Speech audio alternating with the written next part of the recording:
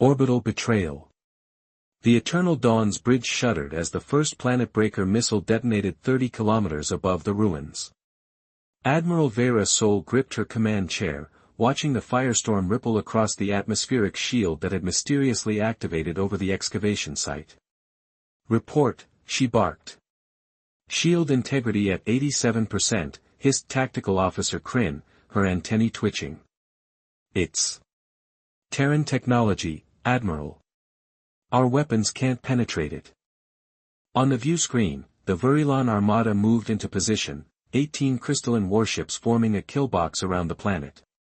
The High Council's orders flashed on every console. "Eradicate all Terran contamination." Sol's mandibles clenched. She'd sworn oaths to the Confederacy. But the thing she'd seen in that bunker. "Open a channel to the Twilight Reaper," she ordered. Bunker siege. Underground, the air smelled of scorched metal and blood. Jace crouched behind a collapsed data pillar, his stolen pistol trembling in his hands. Across the chamber, Captain Varga and his Terran soldiers fought like demons. They moved wrong. Where Verilon warriors relied on carapace armor and plasma rifles, the Terrans fought with precision brutality. Varga snapped a Marine's neck with his bare hands, then used the corpse as a shield against incoming fire. A female soldier, her armor marked Lieutenant C. Reyes, leaped 4 meters vertically to drive a combat knife into a Verilon's eye cluster. "Jace!" The console. Varga tossed him a blood-smeared data chip. "Insert it." Jace scrambled to the central terminal. The moment the chip connected, Delta 7's hologram exploded to life, now twice as large, her uniform replaced by tactical armor. Priority alert, lunar shipyard activation detected. Ghost fleet online. The hologram shifted to show the moon's surface cracking apart, revealing dormant shipyards. Massive vessels, sleek as daggers and dark as void, rose on columns of blue fire. 50,000 years, whispered Dr. Voss, her scientific awe cutting through the terror. And their reactors are still cold fusion stable. The Pale Horseman rides. Among the awakening ships, one stood apart, the Pale Horseman. Its hull bore the scars of ancient battles, but its weapon arrays glowed with malevolent purpose. As it cleared the lunar debris, a transmission pulsed across all frequencies. "This is Admiral Ren Vero of the Terran Dreadnought Pale Horseman to all Verilon vessels. You are trespassing in sovereign Terran space. Withdraw or be destroyed." On the Eternal Dawn, Tactical Officer Kryn gasped. "Admiral." The Horseman's targeting systems just locked onto. The view screen flared white as the Pale Horseman's main railgun fired. A Verilon destroyer, the Starbane, vaporized in a single shot, its crystalline hull shattering like glass. "By the first hive." Sol whispered. Then she made her decision. "Helm. Set course for the Horseman. Full speed." The mutiny. Jace watched the battle unfold through Delta 7's hologram. 3 more Verilon ships died before they could retreat. The Pale Horseman moved with terrifying grace, its point defense systems swatting down missiles like insects. "You see now." Varga grabbed Jace's shoulder, his grip iron. "This is what we were. What will be again." Jace looked at Dr. Voss, her Verilon features twisted in fear. "At what cost? They're not all monsters." Sol tried to. "Sol is dead." Varga pointed to the hologram. The Eternal Dawn flew straight toward the Pale Horseman, weapons silent. "That's a suicide run." But then, impossibly, the Horseman ceased fire. A new transmission came through. "Admiral Sol. You have 10 seconds to explain why I shouldn't reduce your ship to atoms." Sol's reply was crisp, "I bring 700 human crew members aboard my vessel. Will you kill your own to get to me, Admiral Vero?" A pause. Then. "Clever.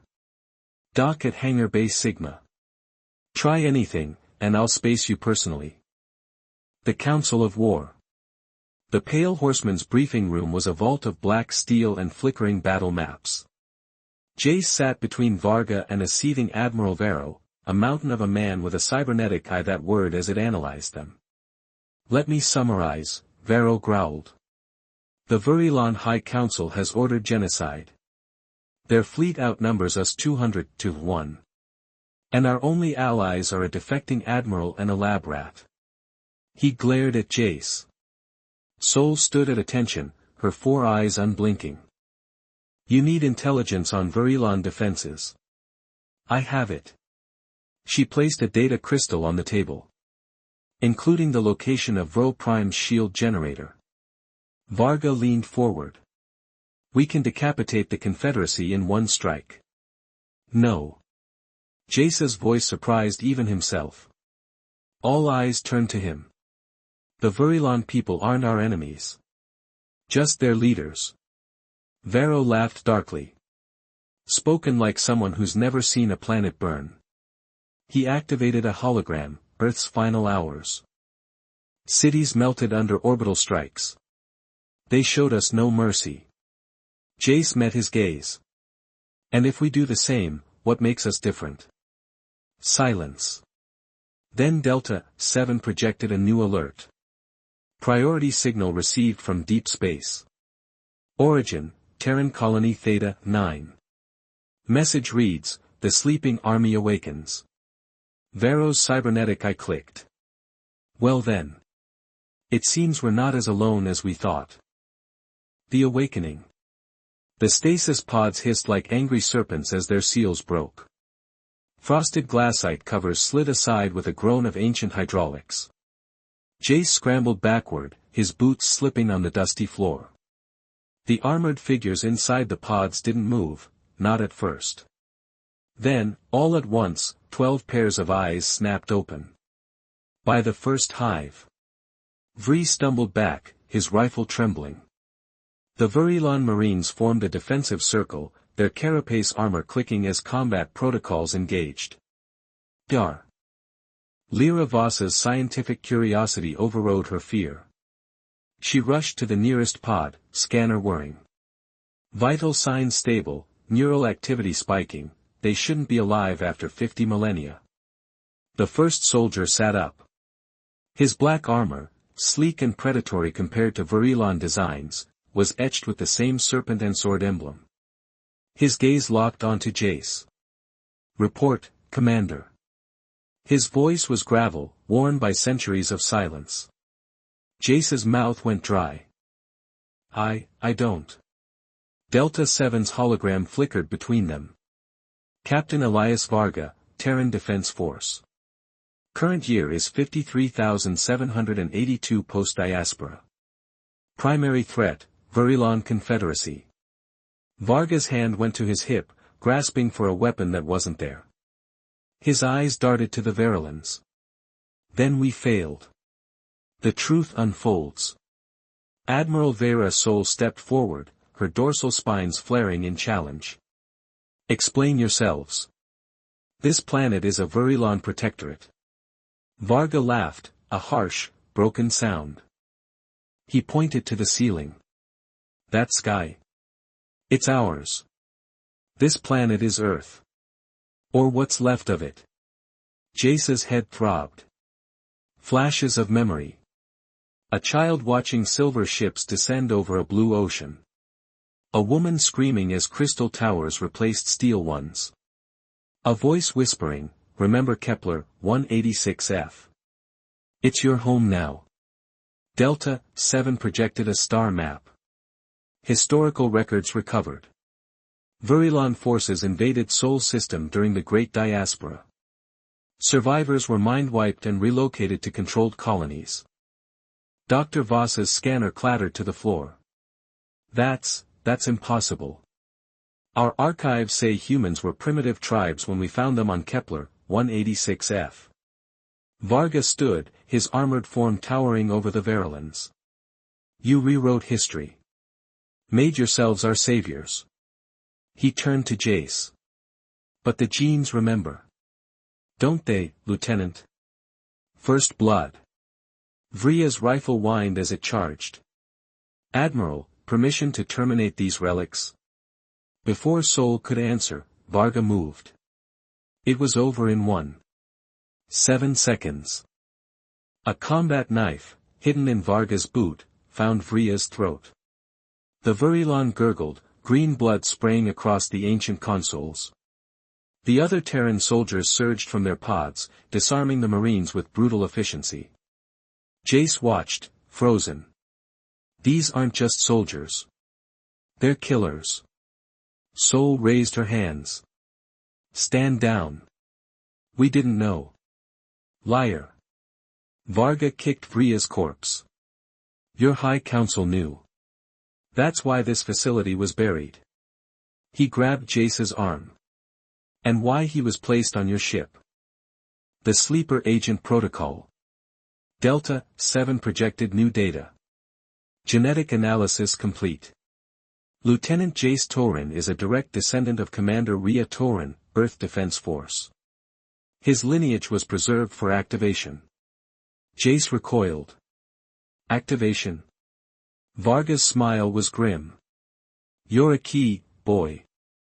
Your DNA jumpstarts the old networks. He pointed to a massive console. Put your hand there. See for yourself. The moment Jace touched the panel. Pain. A vision exploded behind his eyes. 1,000 ships fleeing Earth. A broadcast, scatter and survive. One day, we'll return. A single order, awaken the ghost fleet.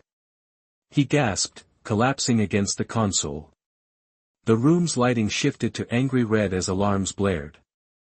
Warning, Virilon orbital signatures detected. Warships converging. Admiral Sol's choice. Sol's communicator crackled. Admiral.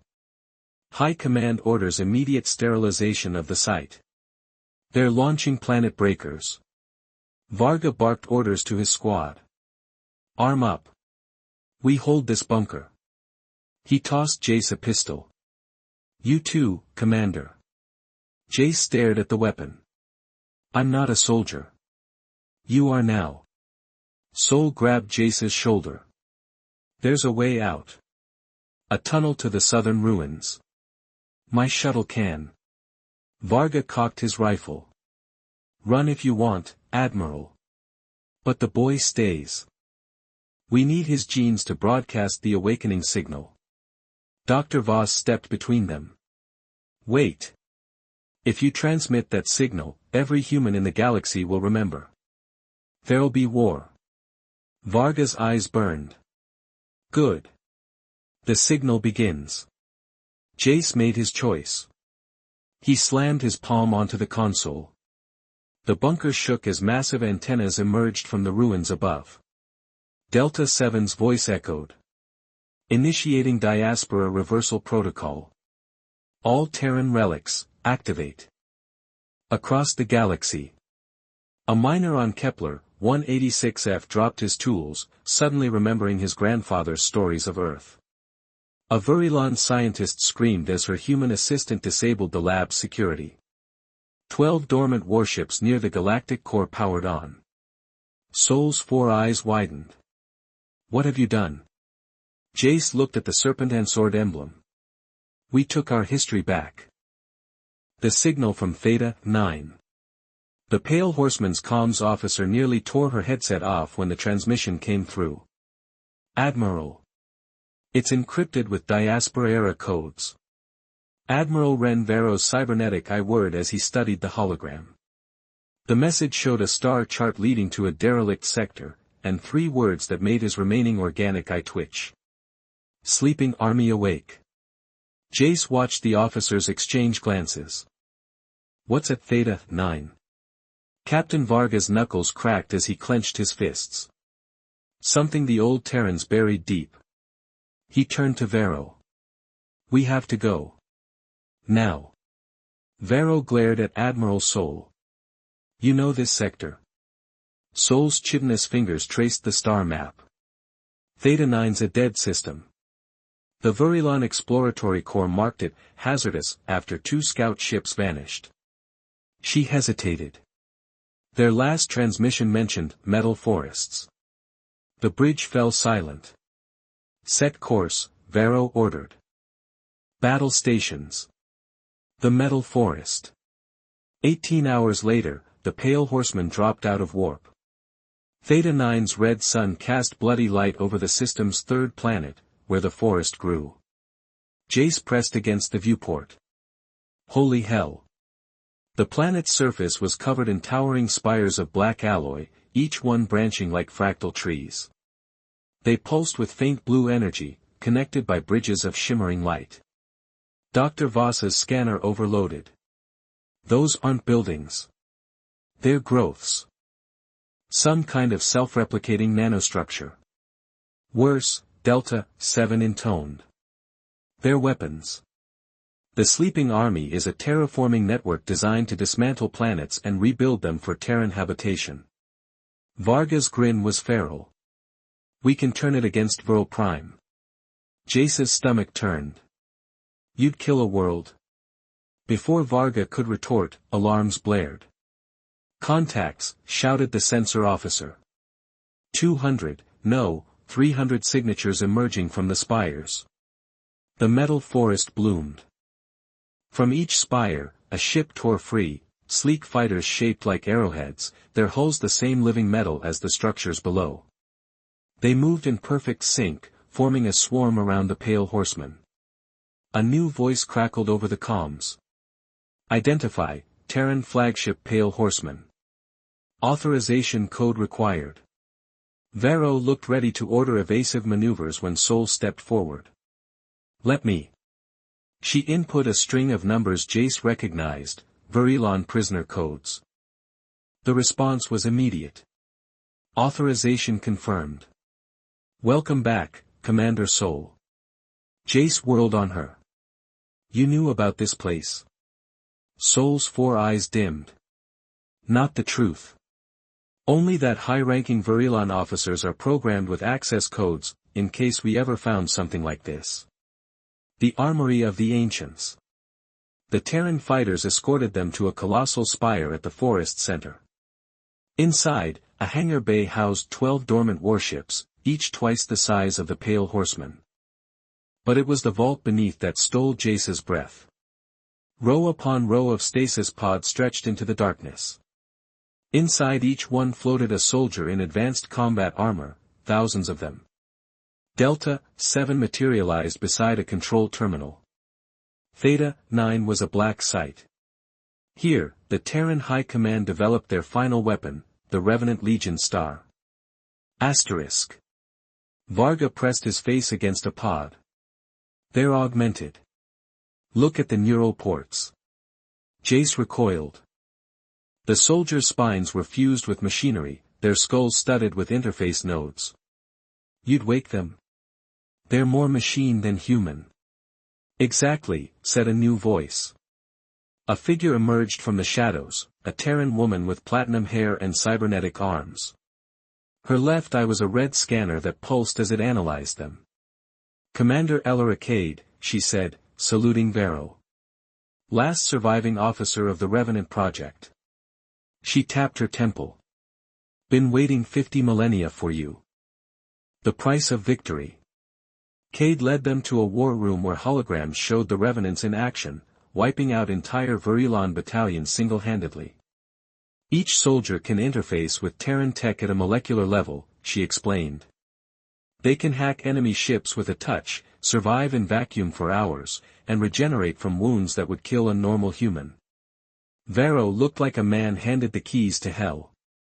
How many can we awaken? All of them, Cade said. But there's a catch. She activated a neural display. The augmentation process erodes free will. They'll follow orders without question, including orders to self-destruct. Sol's mandibles clicked. You made slaves. Cade's smile was bitter. We made weapons. The Verilon were glassing our worlds. Desperate times.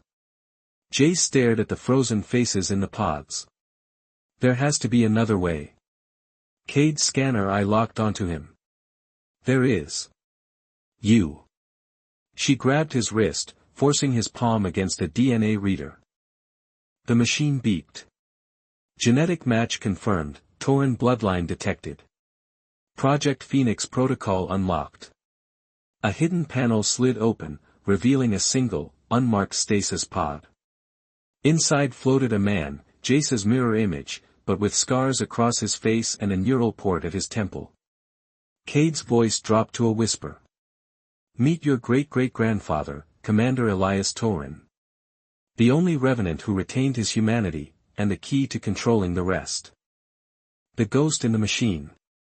The moment Jace touched the pod, the figure's eyes snapped open, vivid green, just like his own.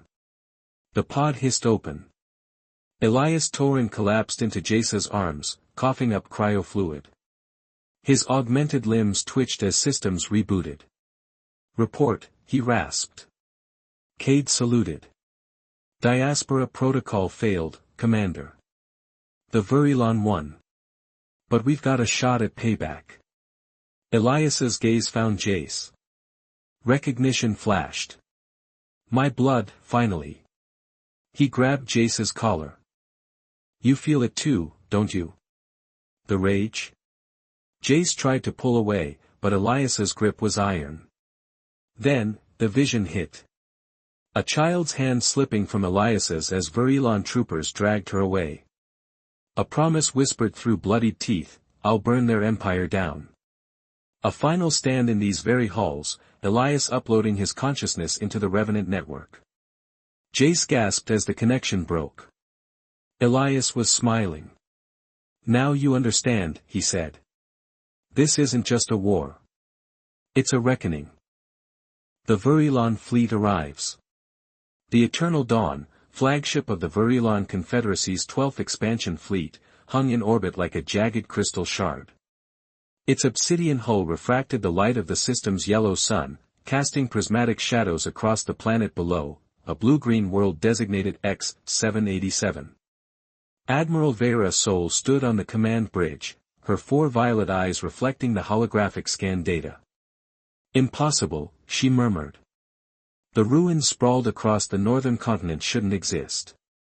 Carbon dating placed them at over 200,000 years old, older than the Verilon's first spaceflight. Her second-in-command, Sub-Commander Kale, tapped a chitinous finger against the display. The energy signatures match no known civilization. And these structures? He zoomed in on a half-collapsed tower, its surface etched with strange glyphs. They're reinforced with quantum-locked alloys. Even we can't manufacture those. Vera's dorsal spines twitched. Prep a landing party. Full hazard protocols. The human anomaly. In the ship's mess hall, Lieutenant Jace Tauren, one of only 17 humans serving in the Verilon fleet, pushed nutrient paste around his tray. The other officers avoided his table. Humans were tolerated, not welcomed. A shadow fell across him. You're needed on the bridge, human, sneered Tactical Officer Vree, his carapace gleaming under the harsh lights. Jace followed, his boots clicking against the crystalline deck. When he entered the bridge, Admiral Sol didn't turn. Lieutenant. These symbols, do they mean anything to you? The hologram showed a circular emblem, a serpent coiled around a downward-pointing sword. Jace's breath hitched. His dreams had been haunted by that symbol for years. I don't know, Admiral. Liar, whispered a voice in his mind. Descent into history. The landing shuttle pierced the atmosphere, turbulence rattling its organic metal hull. Jace sat between 2 Verilon Marines, their compound eyes unreadable. Dar.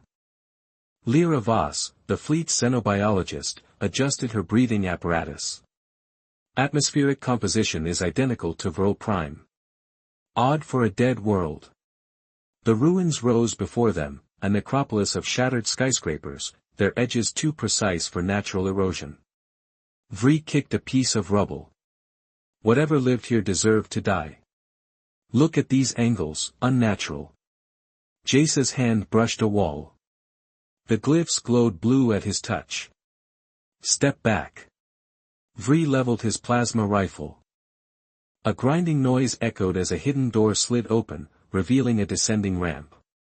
Cold air rushed out, smelling of ozone and something older, time itself. The Tomb of Giants. Delta 7's voice echoed from the darkness. Identity confirmed. Genetic signature, Terran. Welcome home, Commander. The chamber beyond was a cathedral of forgotten technology. Stasis pods lined the walls, their glassite covers frosted with age. Inside each one lay a human in black armor, their faces eerily preserved. Dar.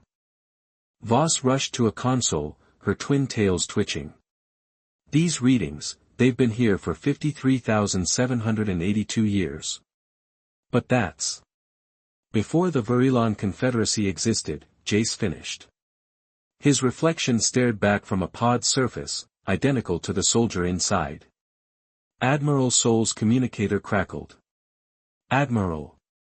We're detecting energy spikes across the planet. It's like the ruins are, waking up. The first memory. Jace touched a pod's control panel. The moment his fingers made contact. Pain.